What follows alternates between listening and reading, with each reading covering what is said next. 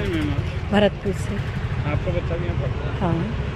Ma'am जिस तरह से कोटा में बच्चे इतना बड़ा कदम उठा रहे हैं, आपको क्या लगता है कि कहाँ कमी रह रही है? बच्चे इतना बड़ा कदम उठा रहे हैं, क्या कहना चाहेंगे आप? बच्चे पर यहाँ इतना प्रेशर है या यहाँ का इस तरह का एनवायरनमेंट हो गया है कि बच्चा मतलब यदि बच्चा जो चाह रहा है वो गेन नहीं कर पा रहा है तो फिर वो प्रेशर में आ जाता है। उसके लिए पेरेंट्स का भी है कि वो बच्चे पर प्रेशर नहीं डालें। क्लास मेनली तो इनका है कि ये मोटिवेशनल क्लासेस लगाएं और इन कि कहीं स्टार बैच है, कहीं वैसा बैच है, कहीं बच्चे की कम परसेंटेज आए तो कुछ दूसरे बैच में डाल दे, इस तरह का सिस्टम ना हो करके और सभी बच्चों को एक जैसे ही लें तो मेरे हिसाब से प्रेशर कम रहेगा बच्चों पे। आप मानते कि प्रेशर तो होता है पढ़ाई? बच्चों पर प्रेशर तो है, इसी के चलते इस तरह की बड़ी घटनाएं हो रही। उसमें और भी बहुत सारे कारण होते हैं और भी बहुत सारे, एक यही नहीं है कि इंस्टीट्यूट का है, फैमिली का माहौल भी हो सकता है, पेरेंट्स का भी हो सकता है, या जहाँ वो रह रहे हैं उस हॉस्टल का भी हो सकता है, या बच्चों की एक्टिविटीज़ कैसी हैं वो भी मेन कारण हो सकता है। वो बहुत सारे मिला करके हम ये कह सकते हैं कि जिसकी वजह से बच्चे में प्रेशर आ रहा है, बच्चा एक कदम उठा रहा है। घर वाले कहते हैं कि ना बच्चे का कुछ और बनने का सपना है और घर वाले नहीं। आज के टाइम में तो पेरेंट्स को पूछ लेना चाहिए कि आपको कि बच्चे को क्या करना है।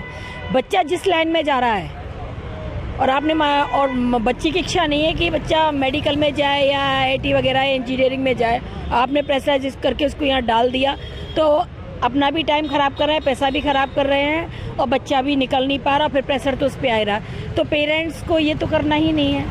और अब तो सभी पेरेंट्स को पता है कि बच्चे की इच्छा के अनुसार ही आप उसको पढ़ा सकते हो, उस पर प्रेशर नहीं डाल सकते हो तो ये कर या वो कर। जिस तरह से जो मामले सामने वो आते हैं कि कोई 1.5 महीने पहले आया बच्चा, कोई 2 महीने पहले आया, कोई आया उसके दूसरे दिन ही कर लिया, तो इसमें ये रहे कि अकेलेपन भी हाँ, लोनलीनेस तो है क्योंकि यहाँ सब अपने अपने में बिजी हैं। बेटे के साथ यहाँ रह रही है? नहीं, रहती नहीं हूँ मैं, बस टाइमली आती हूँ 10 दिन में 15 दिन, मैं खुद जॉब में हूँ तो रेगुलर तो रह नहीं सकती, लेकिन हम कोशिश करते हैं डेली इससे कॉल पे बात करते हैं, वीडियो कॉल करते हैं। और मेनली हमारा इससे कहना भी यही है कि इच्छा नहीं है मत पढ़ो, प्रेशर नहीं है, लाइफ से ज़्यादा कुछ नहीं है और करने को बहुत कुछ है। ज़िंदगी यहीं ख़त्म नहीं हो जाती कि मेडिकल में निकल गए कि IIT में निकल गए, पर इच्छा है तो रहो। हरियाणा से सुल्तान सिंह नाम है। आपके बच्चे यहाँ पढ़ते हैं? जी, बेटा है आदित्य। कहीं की तैयारी कर रहा है? JEE मेंस की तैयारी कर रहा है, मेंस एडवांस की। क्या बच्चे का सपना था या नहीं उसी का? बच्चे का हमने तो कहा जैसा तू करना चाहता है, जैसा तेरे को उचित लगता है। कभी नहीं उसको बोला कि क्या पढ़ना चाहता है क्या नहीं पढ़ना चाहता। जैसा उसने बोला कि मैंने इंजीनियरिंग ही करनी है तो इसीलिए उसे यहाँ भेजा। आप यहाँ साथ ही रहते हैं? मदर रहते हैं उसके, मैं तो जॉब करता हूँ, गवर्नमेंट जॉब में हूँ हरियाणा के अंदर एज ए लेक्चरर इंग्लिश। आप यहाँ साथ ही रहती हैं? हाँ जी सर, मैं साथ ही हूँ। कितने साल का बच्चा है? 16 साल का है, 15.5 का है इसमें। क्या लगता है आपको जो जिस तरह से यहाँ घटनाएँ हो रही हैं, आप साथ रहती हैं, आपको बेहतर पता है कितने घंटे पढ़ता है बच्चा, कितने घंटे सेल्फ स्टडी करता है, कितने घंटे होमवर्क करता है? जैसे सर यहाँ बच्चे की क्लास 8:15 शुरू होती है और 1:30 बजे तक क्लास रहती है। 1:30 बजे के बाद मैं साथ आ जाती हूँ यहाँ, फिर घर चला जाता है, जाके खाना खा के कोई आधा घंटा रेस्ट करता है, उसके बाद पढ़ता है।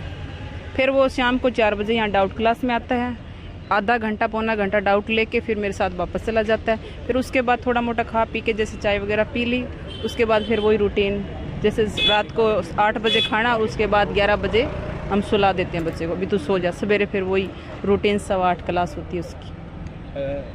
आपको कभी कहता है कि नहीं हो पा रहा है, पढ़ाई से परेशान होता हुआ ऐसे बच्चा, कभी आपको लगता है कि प्रेशर आप देखते हैं? नहीं, उसने ऐसा कभी बोला ही नहीं। वो ये बोलता है कि उसी को यही कहा गया कि जब तक तेरा दिल करता है, जब तक दिल करता है तब तक पढ़। अगर आपको 10 बजे नींद आ रही है तो आराम से सो जा।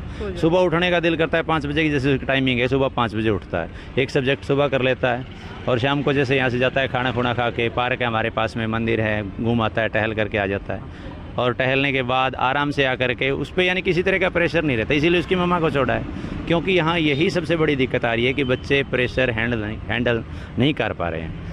और ये ज़्यादा न्यू कमर्स के साथ हो रहा है। जो नए स्टूडेंट्स आ रहे हैं वो शायद पढ़ाई का दबाव नहीं झेल पा रहे, क्योंकि उनके टेस्ट होते हैं लगातार, हर महीने टेस्ट हो रहा है और उस टेस्ट के अंदर कि बच्चे के साथ तो हम रह रहे कि अकेलापन भी बच्चों को बहुत खलता है सर। मैंने ये देखा है कि बच्चे मायूस होने की ज़्यादा वजह यही है कि वो किसी के साथ भी अपना एक्सपीरियंस शेयर नहीं कर पा रहे। अगर उन पे किसी तरह का दबाव आता है, वो घर बात कर लें, मम्मा पापा के साथ बात कर लें, टीचर्स के साथ वो कितनी देर तक बात कर सकते हैं, क्या बात कर सकते हैं। टीचर तो उन्हें हमेशा मोटिवेट करते हैं और बहुत अच्छा कहते हैं कि जो आप कर रहे हो बहुत बेटर कर रहे हो, जो है जैसा आप कर रहे हो ऐसा करते रहे तो बिल्कुल आप 100% क्लियर कर जाओगे। पर बच्चा कहीं ना कहीं जैसे कम नंबर आते हैं, मार्क्स तो कम ज़्यादा होते रहते हैं और उसका वो दबाव कहीं ना कहीं झेल नहीं पाता। हो सकता है ये वजह हो और वजह कोई और भी हो सकती है, किसी भी तरह की हो सकती है। पर 1-1.5 महीने के अंदर ही न्यू कमर जैसे भी बच्चे यहाँ सुने कि जो बच्चे नए हैं, ज़्यादातर पीछे सुना कि 2 महीने हुए हैं, अभी 2 महीने जिन बच्चों को हुए, 1.5 महीने हुए, उन पे ऐसा क्या दबाव आ गया हो गया। या तो वो बोर्ड की क्लासेज करके आए हैं, वहाँ का सिलेबस कुछ अलग तरह का था और यहाँ का सिलेबस कुछ अलग तरह का है, तो वो इस दबाव को नहीं झेल पा रहे हैं, उन्हें समझ नहीं आ रहा। कोई भी वजह हो सकती है, उनके पास फ़ोन्स हैं, वो अपना टाइम हो सकता है फ़ोन में कुछ ज़्यादा लगा देते हैं और जब मार्क्स एग्ज़ाम होते हैं तो उनमें मार्क्स नहीं आते, फिर उन्हें ये गिल्टी महसूस होती है कि माँ बाप को हम क्या कहेंगे, कितने नंबर आ रहे हैं, क्यों कम आ रहे हैं। हो सकता है कुछ पेरेंट्स ऐसे ही वो जिनको कहते हो कि बेटा आप अच्छे नंबर नहीं ला पा रहे हैं। ज़्यादातर तो पेरेंट्स का यही रहता है कि बेटा कोई दिक्कत नहीं है, जैसा तुम कर रहे हो अच्छा कर रहे हो, जितना कर रहे हो खूब कर रहे हो, ऐसा ही करते रहोगे तो आराम से आप एग्ज़ाम क्रैक कर जाओगे। निश्चित रूप से ये जो सोसाइटी के मामले बढ़ रहे हैं और विशेषकर कोचिंग छात्रों के, इसके लिए सरकार को और जिला प्रशासन को गंभीरता से सोचना चाहिए कि किस प्रकार से ये अपनी सुसाइड रुके, बच्चों की सुसाइड। मैं समझता हूँ, मैं तो बहुत हद तक कोचिंगों को दोषित मानता हूँ, कोचिंग के मालिकों को। आज ईद का त्यौहार है, आज के दिन भी क्लास लग रही है, तो आप खुद सोच सकते हैं कि किस प्रकार का बच्चों के ऊपर स्ट्रेस रहता होगा।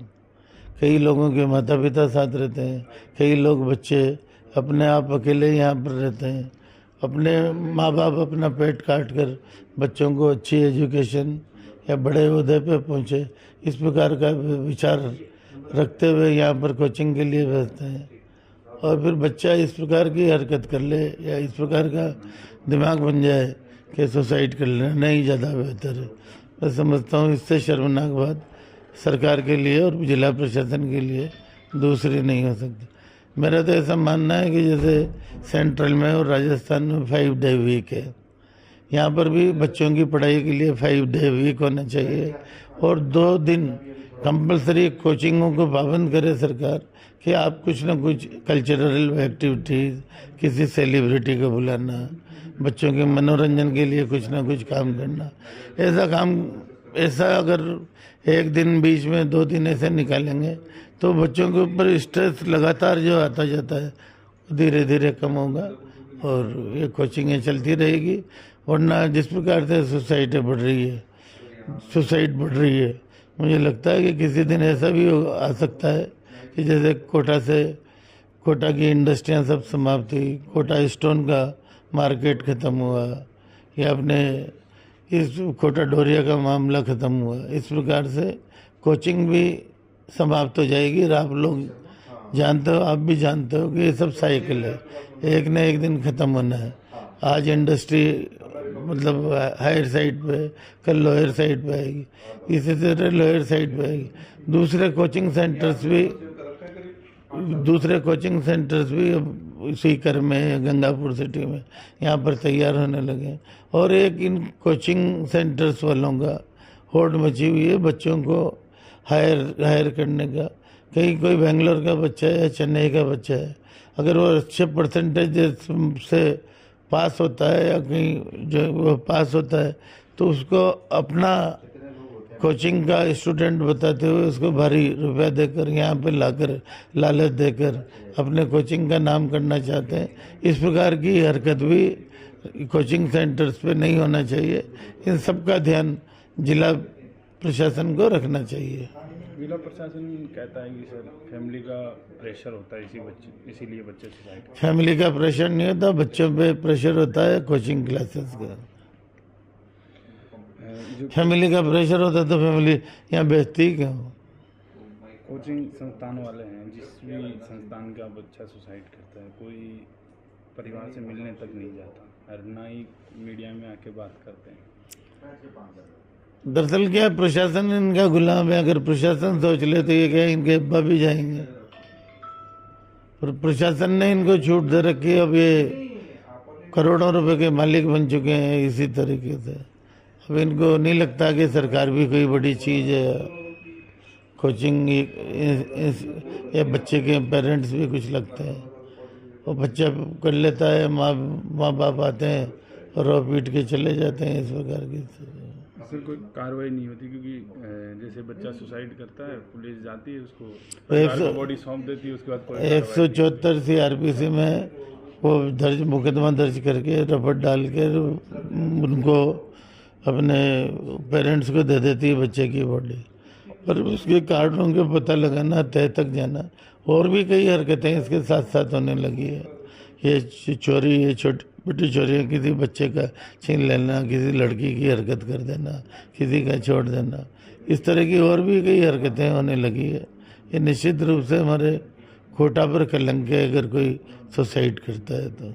मैं तो चाहता हूँ सरकार से कि इसके लिए कानून बने या कोचिंग कम से कम 12th तक तो ख़त्म ही कर जाए। सरकार एक एक्ट भी प्रशासन की तरफ से विधानसभा में अटका, वो ला क्यों नहीं, कब लाएंगे? मेरा ऐसा मानना है कि 12th तक बच्चों के लिए कोचिंग 100% बैन कर देना चाहिए। चिंता का विषय है ही सबके लिए, सरकार को करना चाहिए, कोचिंग वालों को भी करना चाहिए कि आखिर उनका पैटर्न क्या, इतना तनाव में विद्यार्थी कैसे महसूस कर रहे हैं कि आत्महत्या की ओर जा रहे हैं। ये काउंसलिंग और ये बेईमानी है, नौटंकी, इससे काम नहीं चलने वाला। इस पर तो कोचिंग वालों को ही संज्ञान लेना पड़ेगा कि हम बच्चों को कितना रिलैक्स तरीके से पढ़ावें। आप उसको इतना बोझ डाल दोगे कि वो पजल्ट हो जाएगा। हर तीसरे चौथे दिन 7वें दिन उसका टेस्ट होगा, उसको बताया जाएगा कि तुम्हारी परफॉर्मेंस कमज़ोर है। बच्चे को लगता है कि मेरे माँ बाप गरीब हैं, मैं शायद सफल हो पाऊंगा, नहीं हो पाऊंगा, माँ बाप का पैसा भी स्वाह हो जाए। उससे अच्छा ना कि मैं आत्महत्या कर लूँ, डिप्रेशन में आ जाता है। मैं समझता हूँ कि हम सबके लिए चिंता का विषय, सरकार को, कोचिंग को, सबको इस बारे में ध्यान देना ही चाहिए। आप मानते सर कहीं सरकार की गाइडलाइन है और जो प्रशासन है? गाइडलाइन कुछ भी नहीं है भाई। कोचिंग का साम्राज्य अब इतना शक्तिशाली हो गया कि सरकार, प्रशासन, पॉलिटिक्स सब कोई बोल तो सकते नहीं। बच्चों की आत्महत्या एक खबर बन जाती है और ये मैं समझता हूँ कि इस पर थोड़ा सा चिंताजनक विषय है। क्योंकि सर प्रशासन और सरकार कहती कि फैमिली का प्रेशर होता है, इसलिए बच्चे सुसाइड करते हैं। फैमिली का क्या प्रेशर होता है? ऐसा प्रचार प्रसार करके तय कर दिया कि कोटा में पढ़ने वाला तो IIT में जाएगा ही, डॉक्टर बनेगा ही। तो हर माँ बाप चाहता है मेरा बच्चा IIT में जाए। और प्रेशर क्या होता है? अपेक्षा होती है। माँ बाप कोई प्रेशर नहीं करते, अपेक्षा करते हैं। कहीं ना कहीं संस्थानों की कमी है, बच्चों का सही से ध्यान नहीं। संस्थानों को ध्यान रखना चाहिए कौन सा बच्चा पढ़ने वाला डिप्रेशन में जा रहा है, कौन सा तनाव महसूस कर रहा है। आपको क्या लगता है सर, क्या ऐसा होना चाहिए जिस पे, क्योंकि आंकड़े बढ़ते ही जा रहे हैं, 2 महीने में 9 बच्चे। तकलीफ का विषय है ना। कोचिंग वालों को चिंता करनी चाहिए, बच्चों का ध्यान रखना चाहिए, उनकी मानसिक स्थिति कब कैसे। रोज क्लास में बच्चा आ रहा है तो पता लगता है ना कि उसकी मन स्थिति क्या है, मानसिक स्थिति कैसी बन रही है। उस पर ध्यान रखना चाहिए और उसकी काउंसलिंग करनी चाहिए, उससे बात करनी चाहिए, उसको आत्मीयता देनी चाहिए, उसको मोटिवेट करना चाहिए। सरकार के और प्रशासन की जो सेल बनाए गए स्टूडेंट के लिए, बेकार की बेईमानी है। कौन से सेल है? काय की बेईमानी है, नौटंकी है। सरकार चिंता करे, वाजिब समाधान निकाले। एक तरफ बस्ते के बोझ की हटाने की बात करते हैं, दूसरी तरफ इतना बड़ा तनाव विद्यार्थी झेल रहा है। इस महीने में 4 आत्महत्याएं हो चुकी हैं। पिछले साल भी आत्महत्याओं का दौर था, इस साल भी आत्महत्याओं का दौर था।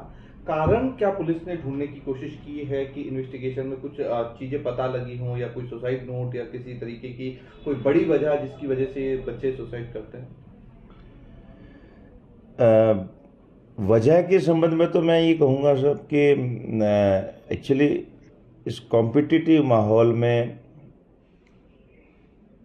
अपनी कॉम्पिटेंसी बनाए रखने के लिए बनाए रखने में जो सक्षम नहीं होता बच्चा, वो कहीं ना कहीं, और उसको प्रॉपर गाइडेंस नहीं मिलती, सपोर्ट नहीं मिलता, या पेरेंट्स का साथ नहीं मिलता है, अकेला यहाँ होता है, चारों तरफ का माहौल कॉम्पिटिटिव होता है, तो वो डिप्रेशन में चला जाता है। अब जिसके बारे में पता चल जाता है उसको तो हम बचाने का प्रयास करते हैं, उसको किसी न किसी तरह काउंसिल करते हैं। करती है जा करके? डेफिनेटली सर, हम बच्चों से जाकर मिलते हैं, हॉस्टल्स में भी जाकर मिलते हैं, कोचिंग इंस्टीट्यूट में भी जाकर मिलते हैं और उनकी समस्याओं को समझने की कोशिश भी करते हैं, और जितना हमारे सामने आ पाता है उसको हम ठीक करने की भी कोशिश करते हैं। कई बार ऐसा होता है कि छोटी एज के बच्चे होते हैं तो वो पुलिस को भी इतना नहीं बता पाते, ना ही टीचर्स को बता पाते हैं, क्योंकि जो चीजें उनको लगता है कि पुलिस है, पुलिस को कुछ बताएंगे तो घर तक बात पहुंचेगी। पेरेंट्स से वो इसलिए नहीं बता पाते क्योंकि प्रेशर जो है वो स्टडी का इतना हो जाता है, तो कई बार ऐसी चीजें भी निकल के आती है। Not only police sir, coaching institute जो हैं उन्होंने भी अपना एक सिस्टम बना रखा है, साइकोलॉजिस्ट भी उनके पास होते हैं, उनके टीचर्स भी होते हैं। अब फिर भी ये घटनाएं हो रही है तो वो उसमें कितने इम्प्रूवमेंट की ज़रूरत है उस पर भी लगातार रिसर्च चलता रहता है, उसमें बदलाव आते रहते हैं और इम्प्रूवमेंट की कोशिश होती रहती है सर।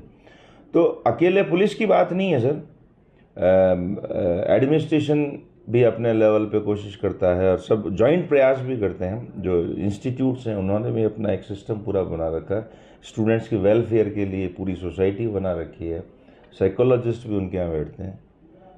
फिर भी कुछ बच्चे रह जाते हैं जिनकी समस्या सामने नहीं आ पाती या वो अपनी बात कहीं किसी भी रूप में उनकी बातें डिस्क्लोज नहीं हो पाती, तो वो इस लेवल तक चले जाते हैं।